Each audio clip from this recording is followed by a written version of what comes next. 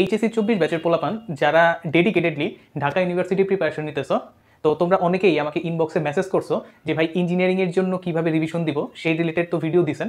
Kindly Dhaka ইউনিভার্সিটির জন্য কেমনে রিভিশন প্ল্যানটা বানাবো সেটা যদি একটু বলতেন।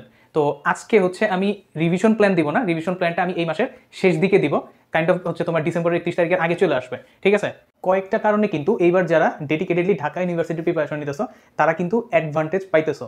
আমি যদি বিষয়টা একটু ক্লিয়ার করি, নাম্বার 1 যে অ্যাডভান্টেজ সেটা হচ্ছে বায়োলজির অ্যাডভান্টেজ। এটা বলতে কি বুঝাইতেছি, দেখো তোমাদের যে মেইন কম্পিটিটর বা তোমাদের বারাবাতে ছাই আসলে কারা দিবে, যারা হচ্ছে ইঞ্জিনিয়ারিং প্রিপারেশন নিতেছে, ঠিক আছে?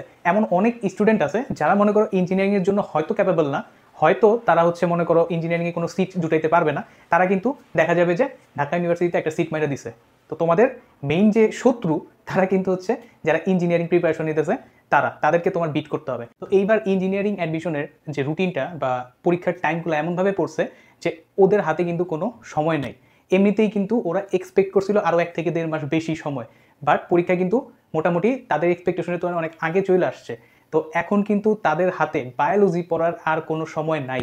নর্মাল যদি হইতো, মানে অ্যাজ এক্সপেক্টেড রুটিন যদি আসতো, সেই ক্ষেত্রে কিন্তু তারা হয়তো বায়োলজিতে একটা ফোকাস দিতে পারতো। বাট এখন যে স্টেজে ওরা আছে, ওরা কিন্তু বায়োলজিতে ফোকাস করতে পারবেই না, ঠিক আছে? বায়োলজিতে ফোকাস করতে পারবেই না। ফলাফল কি? ফলাফল হচ্ছে একটা ছাক্কা মার্কের জায়গা কিন্তু ওরা মিস করে যাবে। তো এইখানে আমি একটু ক্লিয়ার করে রাখি, আমি কিন্তু কোনো টপারের পার্সপেক্টিভ থেকে কথাগুলো বলতেছি না, কারণ হচ্ছে টপাররা যে কোনো সিচুয়েশনে টপ করবেই। তোমার আমার কম্পিটিশন কিন্তু কোনো টপারের সাথে না, তোমার আমার কম্পিটিশন হচ্ছে যে কোনো মিডিওকোর বা এভারেজ স্টুডেন্টের সাথে। ওই মিডিওকোর স্টুডেন্টগুলোর পক্ষে কিন্তু এই টাইট সময়ের মধ্যে বায়োলজির প্রিপারেশন গুছানো পসিবলই না, ঠিক আছে? তোমাদের এখন কি করা উচিত? তোমাদের যারা ডেডিকেটেডলি ভার্সিটি প্রিপারেশন নিতেছো, বায়োলজিটার উপর ভাই ভালো মতো ফোকাস করো, ঠিক আছে? তোমাদের কাছে কিন্তু সময় অনেক আছে এখনো, ঠিক আছে? এই 2 মাস সময় অনেকে হচ্ছে শুরু থেকে ইউনিভার্সিটি প্রিপারেশন নিয়েও চান্স পায় চাইতে পারে, ঠিক আছে, যদি ঠিকঠাক মতো পড়ে।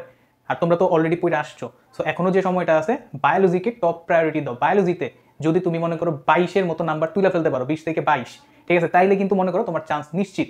আর কোনো দিকে তাকাইতে হবে না, আরও যদি বেশি তুলতে পারো আরও ভালো।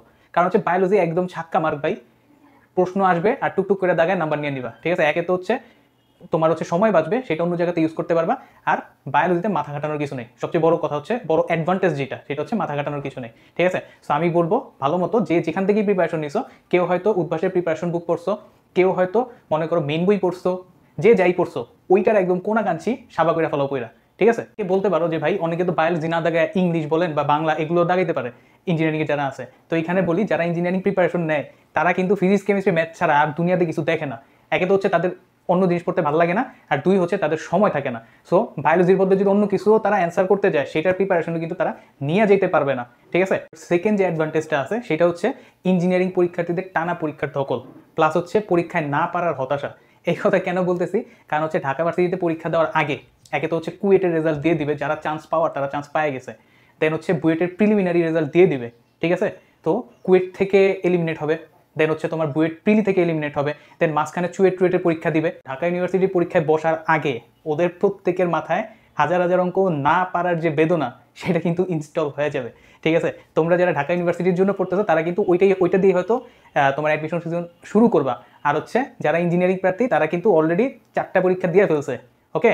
অনেক খারাপ খারাপ স্মৃতি, না পারার হতাশা তার মাথার ভিতরে কিন্তু ইনস্টল হয়ে গেছে। তো সে ফ্রেশ অবস্থায় ডিইউতে যেমনি খেলতো, সে কিন্তু এই অবস্থায় ওই জায়গাতে যে এমনি খেলতে পারবে না। সো এইটাও কিন্তু যারা ভার্সিটি অ্যাসপিরেন্ট আছো তাদের জন্য একটা বেশ ভালো রকমের অ্যাডভান্টেজ হবে এই অবস্থায়। আর থার্ড অ্যাডভান্টেজটা হলো যে তোমরা কিন্তু ভাই বেশ ভালো সময় বেশি পাইতেছো ওদের চেয়ে, প্রায় 1.5 মাসের মতো সময় কিন্তু ইঞ্জিনিয়ারিংয়ের পোলাপানদের চেয়ে বেশি পাইতেছো।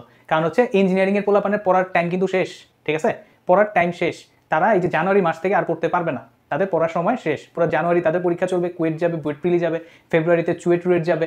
সো হচ্ছে তাদের কিন্তু ভাই আর পড়ার সময় নাই। বাট তোমরা কিন্তু এখনো মনে করো একটা মাস, পুরো জানুয়ারি মাসটা পড়ে আছে, ফেব্রুয়ারি মাসের মোটামুটি 10 দিন, ঠিক আছে? প্রায় 1 মাস 10 দিনের মতো সময় আছে, আর এদিক দিয়েও সময় আছে, ঠিক আছে? তোমাদের কাছে কিন্তু বেশ ভালো রকমের একটা সময় এখনো আছে। তোমরা কিভাবে রিভিশন করবা সেই সম্পর্কে আমি ডিটেলসে ভিডিও বানাবো, এই মাসের মধ্যেই সেটা চলে আসবে। বাট আমি একটু আগে জানিয়ে দিতে চাই, তোমরা নেক্সট 2 উইকের মধ্যে, অর্থাৎ মনে করো জানুয়ারির 5 তারিখের আগে যা কিছু ল্যাকিংস আছে সেগুলো কভার করে ফেলবা, ঠিক আছে? যা কিছু ল্যাকিংস আছে, তোমরা আগের উইকে অনেক উইকলিগুলোতে হয়তো অনেক কিছু না পড়ে পরীক্ষা দিছো, যেগুলো পড়ো নাই বা রাইখা দিছো পরে পড়বা বলে, সেগুলো তুমি কভার করে ফেলবা। দেন 5 তারিখের পর থেকে আমরা শুধু রিভিশনের উপরে থাকবো, ঠিক আছে? যাদের প্রিপারেশন অলরেডি গুছানো ডান, তারা এখন থেকে প্রত্যেক দিন মডেল টেস্ট দিবা, ঠিক আছে? প্রত্যেক দিন। উদ্ভাসের তো অলরেডি শুরু হয়েছে, সেগুলো প্রত্যেক দিন দিবা। উদ্ভাসের তো একদিন পর পর পরীক্ষা, তাই না?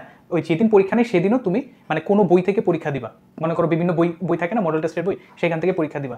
রেগুলার পরীক্ষার উপরে থাকবা, যাদের সিলেবাস কমপ্লিট ভালো মতো, ঠিক আছে? আর যাদের এখনো অনেক জায়গাতে ল্যাকিংস আছে, তারা নেক্সট 2 উইকের মধ্যে ল্যাকিংসগুলো কাটায় ওঠো। অ্যান্ড তারাও উদ্ভাসের জাস্ট মডেল টেস্ট যেগুলো আছে সেগুলো দাও। তোমার ডিটেলসে প্রিপারেশন নিয়ে পরীক্ষা দিতে হবে না, জাস্ট তুমি দাও। তোমার মধ্যে রেসিডুয়াল কিছু তো আছে, তাই না? এতদিন পড়ছো, কিছু তো মনে থাকবে। পরীক্ষার আগে 2-3 ঘন্টা একটু হালকা চোখ বুলে পরীক্ষাগুলো দিয়ে দাও। পরীক্ষাগুলো মানে যারা ভার্সিটির জন্য প্রিপারেশন নিতেছে তারা পরীক্ষা মিস করবেই না, ঠিক আছে? একবার ল্যাকিংসগুলো কাটায় ওঠার পরে, অর্থাৎ ওই জানুয়ারি 5 তারিখের পর থেকে তোমরাও ডেইলি পরীক্ষা দেওয়া শুরু করবা উইথ প্রপার রিভিশন, ঠিক আছে? সো আজকে এই পর্যন্ত রাখতেছি, দেখা হবে পরের কোনো ভিডিওতে। ধন্যবাদ সবাইকে।